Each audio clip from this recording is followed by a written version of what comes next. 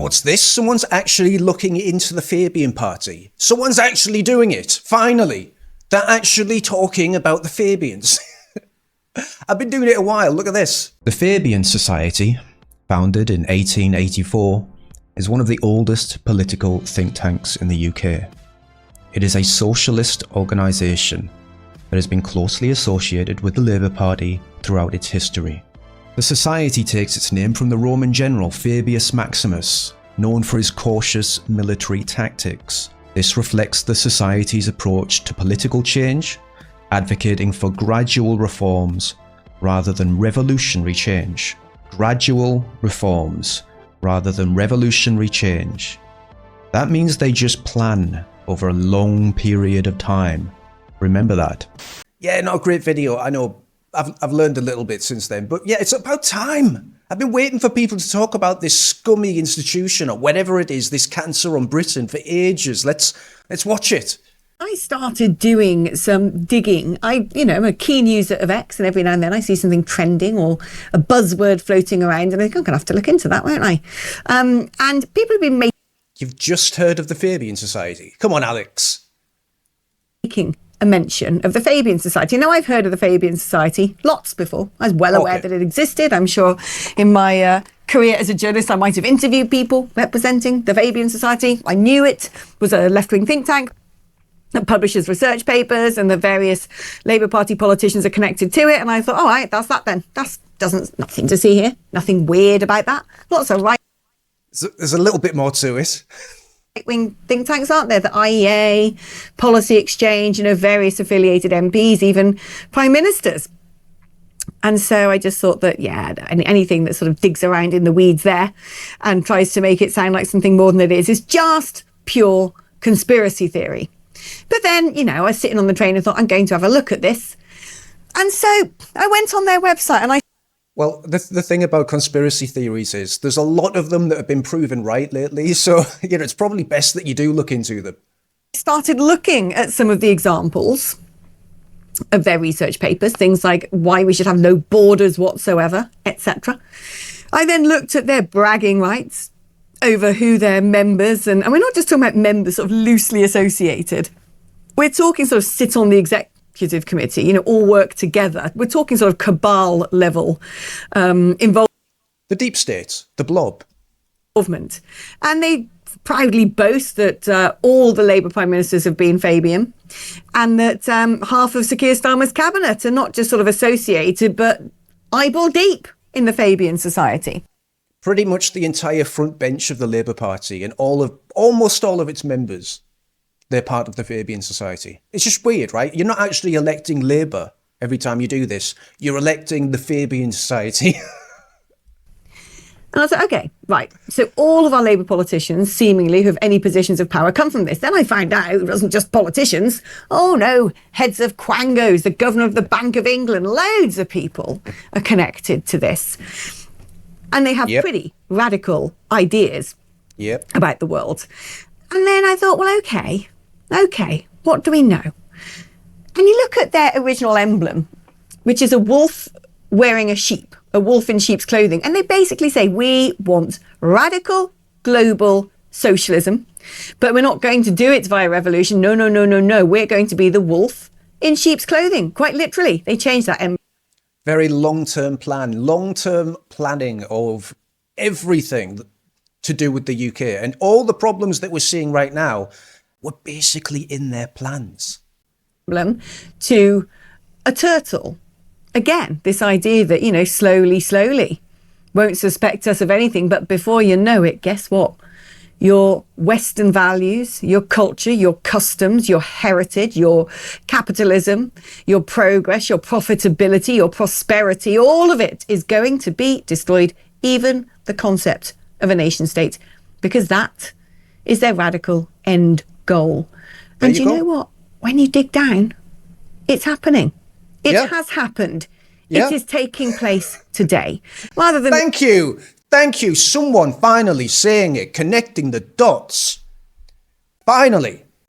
Listen to me proselytize about that. I decided to get two experts on the subject to come on and talk about it, because I think it's a very, very serious matter indeed. Joseph Robertson, political strategist, has written a long Substack on the Fabian Society, the quiet hand of socialism. The brilliant Stephen Barrister, Stephen Barrett, himself a barrister, knows a thing or two about the influential figures, including some top lawyers, and their connection to the Fabian Society. Joseph, I'm going to start with you, because someone listening to this for the first time will be thinking, well, who are these people and why should we be worried? So I want you to sort of kick off with an overview of the Fabian Society, if you would.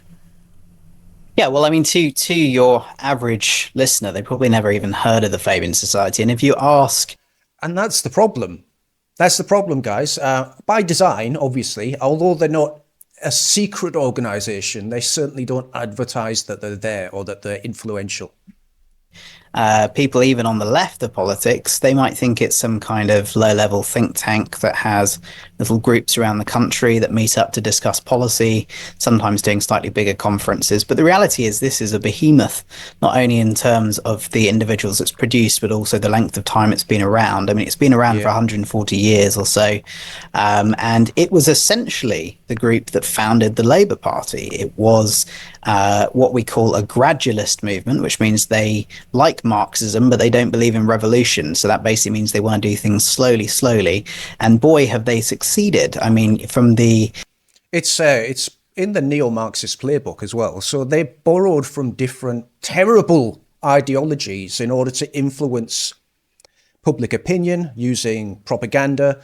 They've took over the universities, and the homeschooling has been pretty much outlawed or made extremely difficult. So your child is locked into institutions all the way up through their formative years, being indoctrinated with their radical weird shit. So this has been happening in every facet of society, and it's all been planned for a long time, guys. It ends in digital IDs, by the way, the Digital Slavery Act. Attorney General Lord Hermer, all the way through to the Prime Minister Keir Starmer, all the way through to the Mayor of London Sadiq Khan. They have all of their best and brightest arrayed in these positions, and as you say, they have a very, very clear and stated mission statement. It's not something they keep hidden. They might be wolves in sheep's clothing, but I don't see much of the sheep's clothing. It's very much a mission to destroy the nation state and rebuild it piece by piece. And I think Tony Blair was one of their key assets in doing this. He was the guy Tony Blair, of course, brought in things like the Supreme Court, the rule of law as an oath, which the Lord Chancellor takes, and I'm sure Stephen will go on to the meaning of that and why it's so important. Restore Britain, by the way, they want to get rid of the Supreme Court, so that's another step in the right direction for Restore Britain. But he really created a separation of powers. He began what I call the backdoor to cultural regicide, because, of course, Marxists love nothing more than beheading a king. And I think that's the best overview I can give to you right now. I think that was a very consummate overview. Stephen. Pretty good, yeah. Pretty good. For those that have never heard of the Fabian Society, let me know in the comments below, whether this is helpful or whether it's just another layer of existential dread that you didn't need. Talk about the role that the lawyers are playing in this, because it seems to me that yes, they sort of get people in top positions at the IMF, the World Bank, the Bank of England, number 10, quangos. Yes. But when I look at the context of today and the project that many said that Tony Blair started, it largely seems to have been executed via legal structures. And what we have now is a prime minister whose excuse for everything is, well, that's just international law. Talk to me about how the Fabians have essentially built this edifice, which has essentially stripped the country of democracy and stripped It's been a decades-long soft coup. Those who really do wield power of any accountability.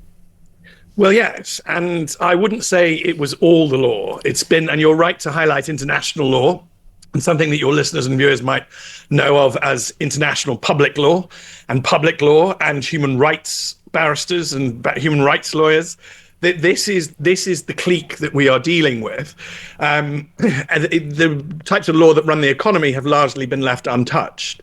But just so your listeners and viewers know, I believe that the Court of Appeal judge who heard the Bell Hotel Epping case should not have heard the case.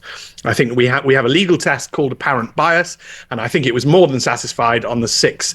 I identify 6 reasons why he was too close to the government to hear the case. But he is also a Fabian. And I put in a complaint, which is all I have no more powers than a member of the public. So all we can do is to put in a complaint with the Judicial Conduct Office about the conduct of the judge, because he conducted himself badly by hearing a case when he probably shouldn't have heard it, because he at least gives the impression of apparent bias. And that complaint will be judged ultimately by Shabana Mahmood, who is to the Fabian Society. And the judge is a Fabian. So how am I to have any faith in that process? And which... That's why nothing works, guys. That's why the system seems designed against us, because it fucking is. There's a bunch of commie bastards in there. Or socialists, neo-Marxists, whatever the label is, guys. I don't really care. They're anti-British. They're anti-British and they're incredibly corrupt. And the system that they've designed around their belief system and their corrupt edifice that is the Fabian Society has allowed them to just basically capture the politique of the UK. There's nothing we can do because they've stripped all the powers away from the MPs, all the powers away from the Prime Minister. Well, the Prime Minister can actually do something about that, actually. He just doesn't want to because he's a Fabian. Genius thought that having a secret society in Great Britain would in any way end up doing any form of good. The other thing I'd like to flag, because I think it gets missed, is that Orwell, who was a proper socialist, a proper lefty, he didn't like these people. And there's a reason why 1984 is 1984, because the Fabians are founded in 1884. And with their slow movement, he thought they'd get their way by 1984. Now, we've held them off. We've held... He wrote it based on the Fabians. Well, that makes sense. That makes sense. That's why everyone relates the UK right now to 1984, and it's incredibly similar. Because he based the actual story off the real life Fabians. Held them at bay. We're living through the nightmare. Got to 2025, but by the skin of our teeth, we appear to be in the middle of something that is just not decent, moral, or good, or professional, or it seems to be some sort of cultish ideology. Yeah, and it is. It's a cult. Alex, I'd really like to highlight this. They're not the best lawyers. So it's really a leg up for the lawyers who are frankly a bit dim. I no longer feel the need to pull my punches on this, Alex. Years ago, I would never have said that. I would never have just been honest. But it's about time we had some honesty. If we don't have some brutal honesty, we're not going to get out of this. And it's generally a cult that offers the not very able and easy access to public life. And that I think is why the country is falling apart. Because when you have non-merit-based recruitment, your country actually ends up being pretty rubbish. I mean, all they care about is furthering the aims of the Fabian Society and furthering their little cultish aims. Well, that's great, but we actually care about things like the national debt, the economy, justice, law and order, and all of these things are being removed by Fabians. It would not surprise me at all to discover that certain chief constables are Fabians. It would not surprise me at all to discover Fabians really in quite a lot of places, always in receipt of public money, always over-promoted beyond their ability, and all of them marching to the music of the cult. Let's talk then. Well, that explains a lot of it really does explain a lot about the Labour Party, doesn't it? How these people could be so incompetent and be in the positions that they're in. Well, it's because they're part of a fucking cult. There you go. That's explained it. About some of the more punitive things that they have gotten away with, Joseph, and the sort of things they might want to do, because without a doubt, they are self-professed globalists. They would want to see a one world government and think that the nation state stands in the way of that and wants to see the erosion of the concept of the nation state. They've wanted to see the dismantlement of Western culture and Christianity, because actually that is probably the toughest barricade towards there being a one world government. People say that actually Fabianism is about making an sort of anglicised one world government with Britain. We are really getting to the truth of it now, aren't we? We're getting right down in there. I would say also that if we do want to save this country, we need to proscribe the Fabian Society and any other quangos, NGOs that act against the British interests. We also need to proscribe probably BlackRock, Palantir, the UN, the WEF, the World Health Organization. Everything that's linked and interlinked needs to be rooted out and banned, just outlawed. And the people that were involved in those organizations banned from politics. And if they've done anything wrong, like arrested, obviously. Sort of pulling the punches, if you will, which I don't particularly take much succor from. But we also know that people like the governor of the Bank of England himself is a Fabian, and Liz Truss, the former Prime Minister, outright accuses him of plotting to sell off government gilts to crash the economy to get rid of her as a Prime Minister. This isn't just about kumbaya, we're a little bit lefty and we all hang out together. These people seem to me to get themselves in extreme positions of authority and go to great lengths to do things which are expressly against the national interest because they don't want there to be a nation state. And yeah, with the Bank of England as well. Remember Liz Truss got kicked out in shambles, shame, ridiculed, right? Because I think interest rates went to 4.3. I think it was 4.3. Whereas right now, Rachel Reeves is sat there, still in her job, with the interest rates at, I think it's now 5.7 or 5.3. So she's doing way worse than Liz Truss, who apparently tanked the economy because, well, the governor of the Bank of England said that she did. And of course, he's a fucking Fabian. You're quite right, and I would immediately back up Liz Truss in that statement. What happened to her was egregious. It was a full use of what I would call the dark arts. I want you to think about it this way. Everything they do is to try and centralize. The nation state is not good for them because it fractures. It gives you a loyalty to something that isn't central. They want you to own nothing and be happy, essentially, which where we heard that language before, well, of course, from the World Economic Forum, which pushes an agenda that is started both by the Fabians and also by another group, the Frankfurt School, who were influential in pushing European communism.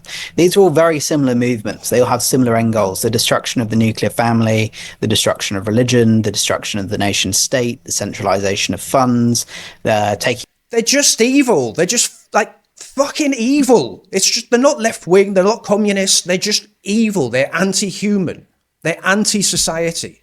They are 100% for control over everything. And like I said, guys, the final nail in the coffin when it comes to all of this is the digital ID. That is the collar around your neck. You'll never be able to escape that. You will be a slave. Yes, they'll give you some money, but basically they own everything that you do. They'll be able to track where you go, stop you buying things, stop you traveling, just basically make you a non-citizen within an instant. As soon as you criticize them or you do something that you're not supposed to, bang, you're no longer a part of society.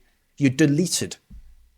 Taking away the right to private property. These are very, very sinister people, and they do it essentially, as Stephen has outlined, through international law, through globalization, through supranationalization, through taking away your ties to what is real and immediate and secure and in your community. And the antidote to that, in my opinion, is what we're seeing happening in certain countries, like what's happened with Javier Milei, where he's slashed the bureaucracy in Argentina, what's happening to an extent in America with Trump in his second term, and what's happened in places like Hungary, where Viktor Orban has fought back against a very socialist deep state.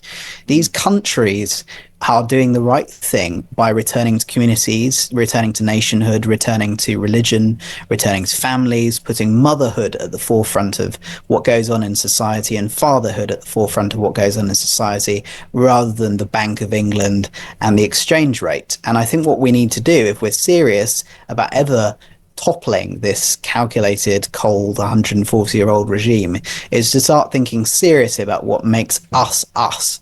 What is it in our communities, in our nation state, in our families that keeps us going? And as Stephen says, just about holding on and holding off these, what I would call wolves. They are wolves. They're not in a sheep's clothing.